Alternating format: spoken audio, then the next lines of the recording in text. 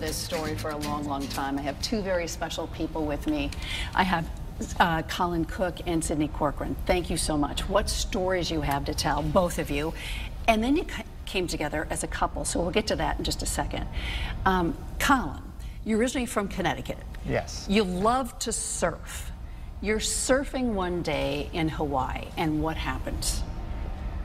Yeah, that day started out, like most other days where I was, when I was living in Hawaii, surfing a beach right across the street from where I was living called Leftovers.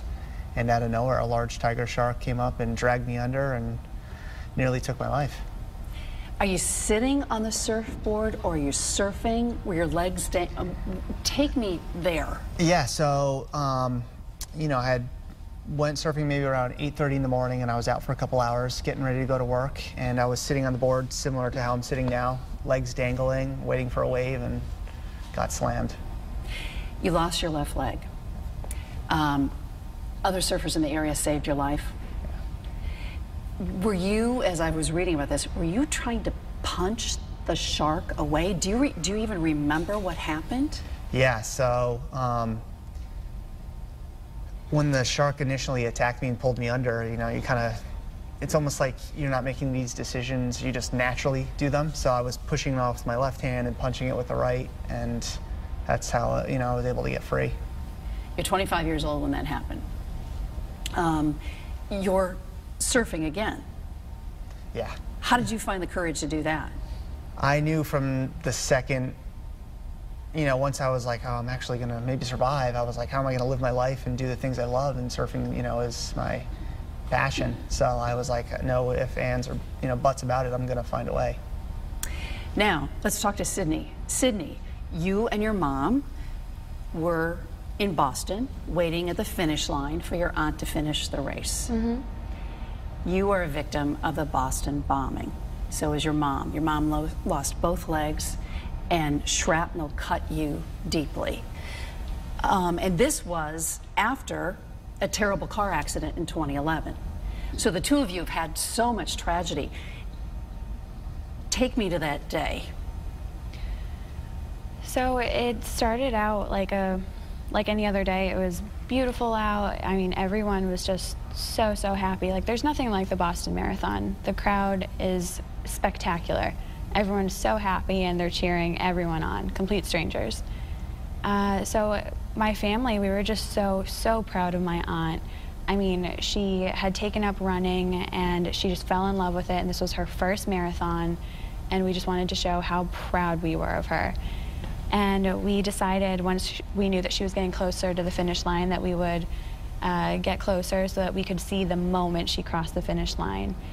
And it was beautiful until a terrorist decided to place a bomb at our feet, and immediately everything was just lost to us. My parents were standing right beside me, and as soon as it went off, we were all lost to each other.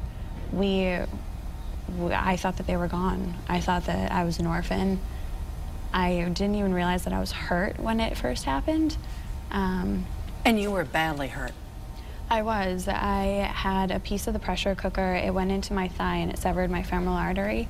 I also had a hole blown through my foot. And I just suffered from like other little shrapnel wounds. How do you get through a day after that happens? It's a loaded question. Not easily. It's a constant uphill battle. You really just take everything in stride, and it's a roller coaster. There's a lot of ups and downs, and I can't even say that I'm completely over it now. I mean, every day is different.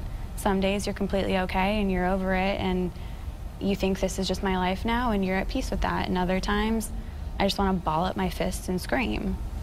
And you said you have flashbacks, which how could you not? And I'm sure, Colin, that you do as well. You have a therapy dog with you, Coda. I do. How does he help you? So he's actually my service dog. There is a difference, but so he is so special. He's so empathetic. He'll actually pick up on when my mood changes, and if I'm about to have a flashback or if I'm like in the midst of one, he immediately picks up on it, and he'll paw my leg to get my attention, and I'll look down at him, and I'll get on his level so that he can attend to me, and he'll actually lick my face. Like if I'm crying, he'll lick my face, and it's the most bizarre thing. He'll start to nibble my ears to make me laugh, and then as soon as I laugh, I'm not even kidding, he either sits down, lays down, or he walks away like, okay, she's good, my job's done. See, they have feelings. Anybody who says dogs don't, they're wrong. All right, so this begs the question of how did the two of you come together? How did you meet? Your turn, Colin. So yeah, our paths of life somehow crossed with two crazy, you know, events. When I first came back from Hawaii, I knew I needed to get a prosthetic. So I tried to get some prosthetic equipment in the Northeast in Rhode Island, where I'm originally from. How did you wrap your head around that? I don't have a leg now, so I've got to, get a prosthetic. How do you're 25 years old. How are you getting your head around that? In the beginning, your mind's kind of blank. You don't know what to think. You're still, you're in shock.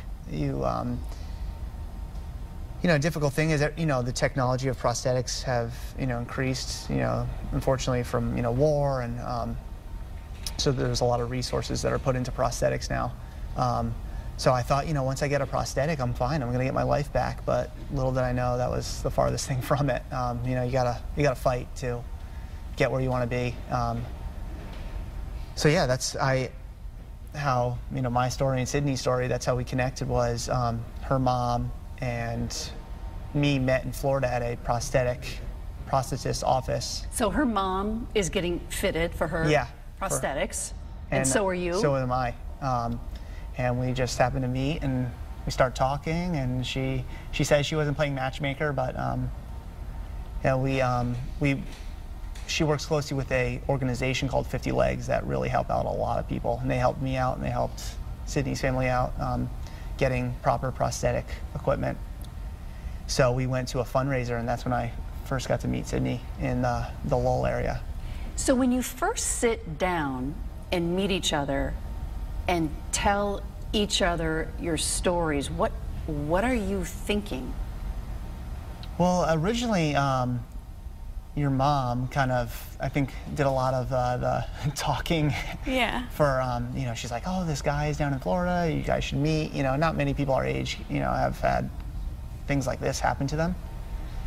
So we kind of knew about each other's story. And we just confided in each other. Yeah. I mean, I always struggled of feeling like I couldn't connect to anyone my age because no one could really understand what I had gone through. And when my mom told me about Colin, I just wanted to get to know him and hear his story. And I don't know, there's a certain relationship and like a bond that you get with someone when you're able to tell your stories and they can say, I understand, I get it. Because you were only 18 when this happened to you. Yeah. So do you remember being on the ground at the time of the bombing? Do you remember hearing anything? Is it all shut out of your mind? I remember everything. I remember the whole thing. There was somebody laying over you at the time, and somebody in the paper thought that they were asking you to marry them because you were dying on the cement. Not true. Not true. Who was that? A guy named Matt, right? Joe. Joe. Okay, so the paper had it wrong. Who was Joe? Joe is a Marine. He was at the store that I was laying right in front of. He was there with his best friend, Zach. So they worked for Marathon Sports, and they happened to be there, and they were luckily inside the store when the bombs went off. And because of Joe's training, he knew immediately that was a bomb. So he got Zach. They were grabbing shirts from inside the store because they knew that they were going to have to tie tourniquets. And I believe I was the first person that they stumbled upon. And Joe assessed the situation. He told Zach, you have to reach inside of her leg and pinch off her femoral artery to keep her from bleeding out. And Joe told Zach how to do that, and he went off and he helped other people. I was very lucky. So they saved your life. Absolutely. I would not be here without them.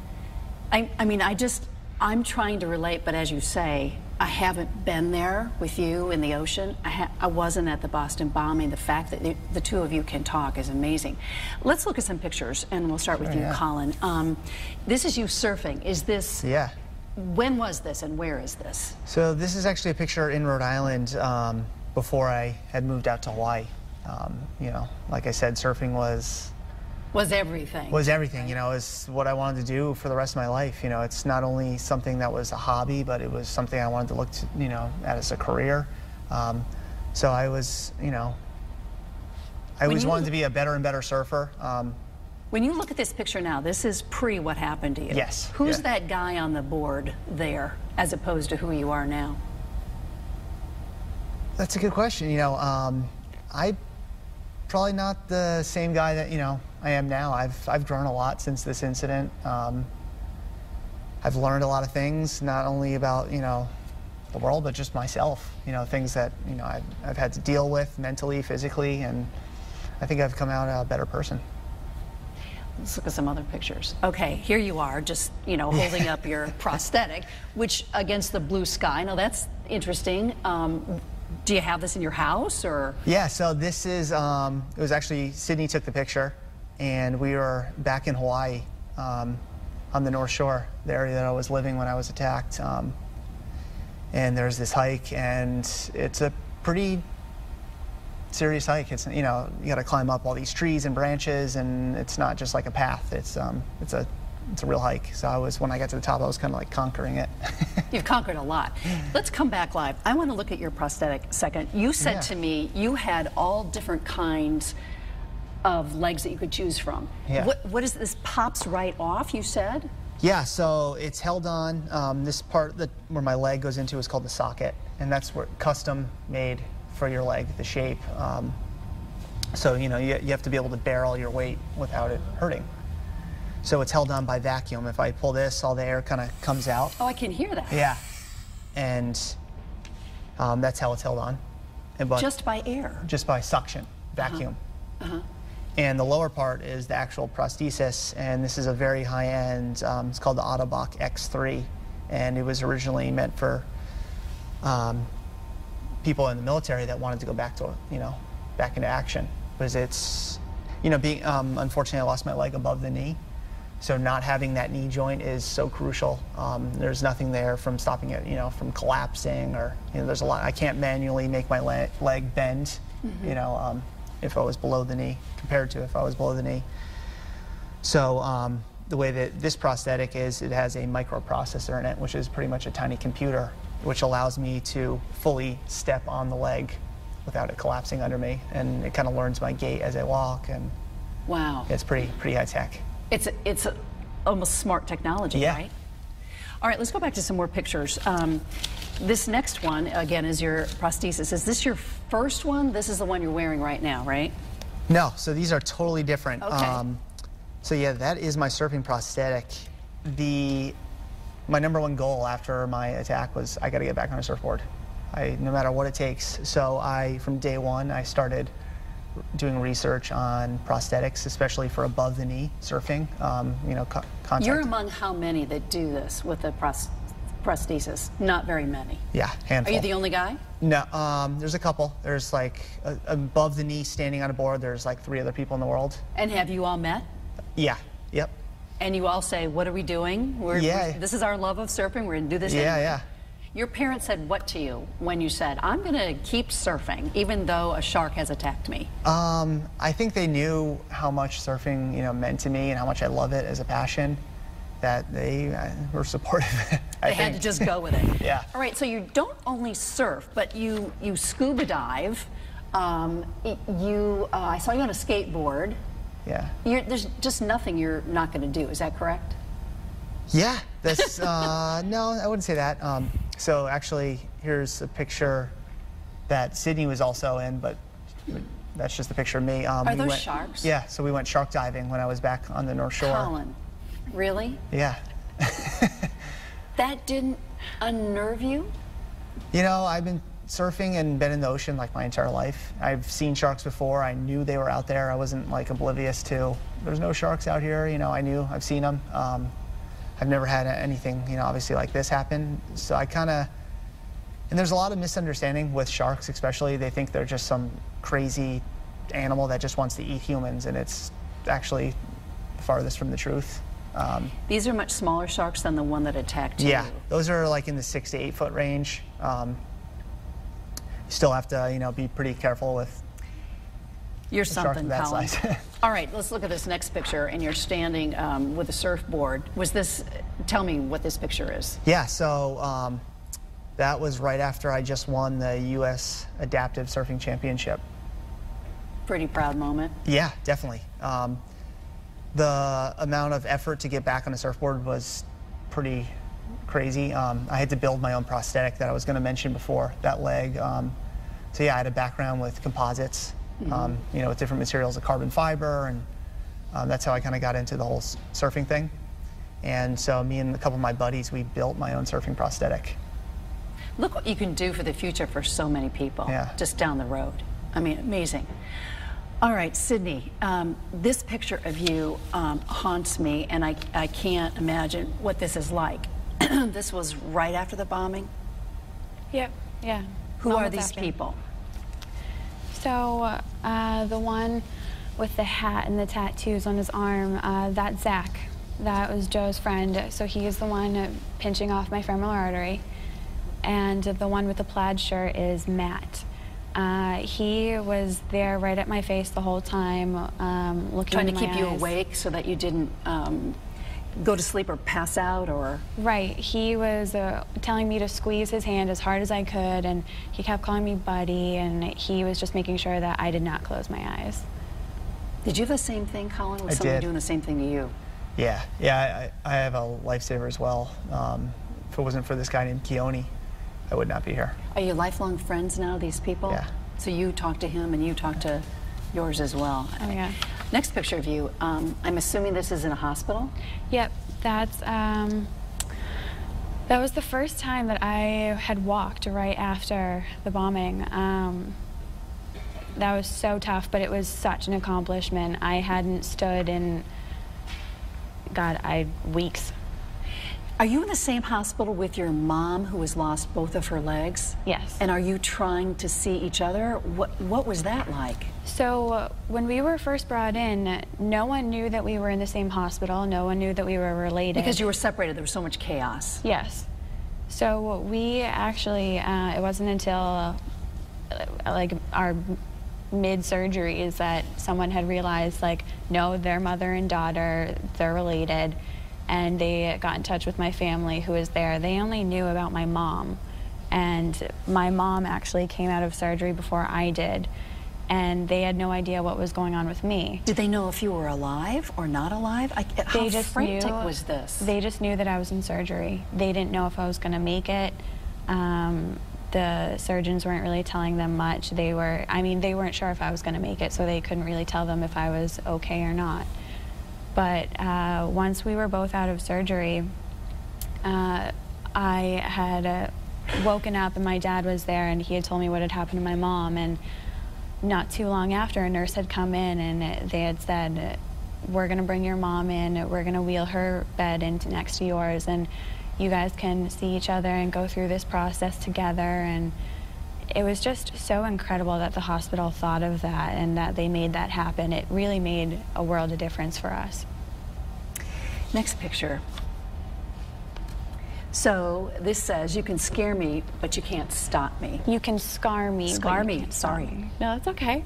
That is right on the finish line. That was actually the first time that I'd ever gone back to the finish line. And I was there with this group called Dear World.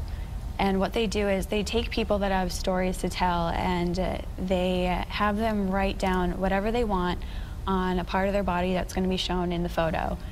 And they've had cancer survivors, they've had all different kinds of people. They've traveled the world and gone to war-torn places, and they photograph these people, and they photographed the survivors. And it was so empowering to go back and take that place back and really own it. And it was a great moment. I'm so glad that that was my first experience back at the finish line. It made it much less traumatic than it had to be. Next picture. This is you gaining strength again? Yes. Yeah, that's me at a Pilates studio in Boston with my mom. You're each other's heroes, I am sure, going through this together. Next shot is this running. What is this? So my aunt she hadn't finished the marathon the first time that she had run it. When the bombs had gone off, she was close, but she had to run back. So the next year, she decided to run it, and she finished it. And we were so lucky that they allowed my mother and I to join her as she was about to cross, and we got to cross it all together. How cathartic was that, just to be able to finish that? It was so cathartic. You have a lot of ink on your arms. I am sure it's symbolic of a lot of things. And we have a picture of you, and we can also come back live to you. What does that mean, Sydney? So for me, I had gotten scars that I never wanted put on my body. I didn't have a say in those. And I have always loved tattoos, but I wanted to mark my body in a way that I wanted, something on my terms. And the first one that I had ever gotten is a lion on my back. And the lion has always been so symbolic of courage and strength and resilience to me. They just have such a stoic face, and I always loved that about them. So throughout my recovery, I always kind of tried to embody that, and I thought that that would be such a great reminder for me to have that on me. And every other tattoo has a similar meaning for me.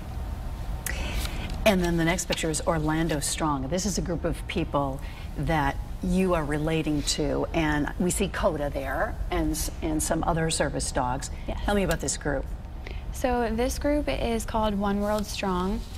So it's a group of survivors from the marathon, and we've now branched out and included other survivors, such as people from Sandy Hook, the parents, and we travel to places that have been struck by terror, and we pretty much try to pass off whatever wisdom we've gained through our healing process, and kind of tell them what worked for us and what didn't work, and just try and help in whatever way that we can. A big part of what we do is go and visit the survivors and just really have that face-to-face interaction and tell them, hey, I know that this is awful right now, and where you are, I get it. I've been there. I know what you're going through. And it's just that we can relate to them, and it just makes a world of difference when someone's able to tell you, I understand, and when it's not just a nurse that's coming in and saying, oh, honey, I know. And you kind of look at them and you're like, no, you don't. So it's so helpful when someone that genuinely knows tells you, hey, it gets better. I've been where you are, and now I'm here. That you're here, but you're gonna get so much better, and life goes on after this. The last shot is of the two of you together, which is adorable. So you're changed people, both of you, by virtue of what has happened to you, by no fault of your own. What do you see in the future? You're going to move out to California. You're going to do that. You're going to stay surfing. You're going to stay helping people. But where do you see yourselves ending up? In a helpful way? I mean, like you say, I can't imagine this. But this is forever life-changing. So, yeah. But you've adapted beautifully. So what do you want to do? Yeah, well, we're going to be actually, moving out to California this October, and yeah, as far as like future goals, is I would love to, help people get back into surfing, or just kind of overcome trauma and give advice, I guess, in any way that I can. And I think Sydney, I don't want to speak for you, but I have a similar goal. Yeah. I just want to keep helping people, keep doing what I'm doing. I want to get into public speaking, so I can really just share whatever I've learned and share my story, and if that can help someone else, that's the overall goal. I just want to help people, and eventually I'd love it if I could write a book. Oh, you will write a book. It's just a matter of when. Having written 2 books myself, you just start in, and my, what a topic. I can't thank you both enough for coming here and sharing your stories. And I know the people who are going to hear this are going to say, gosh, if they can do it, I can too. And that's the point of all this. So, Sydney and Colin, thank you so much. And I can't wait to hear what you do next. And I can't wait for the book to come out. Yeah. I'll give you a signed copy. Awesome. Thank you. Thanks for having us. Thank you.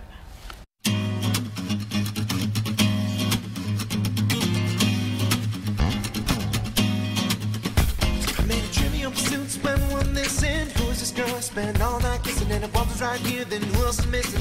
Got a little sidetracked if I'm as a witch, and I found the keys to the door, but it's also a metaphor. Things keep locked in the grocery store, but mine just the same time.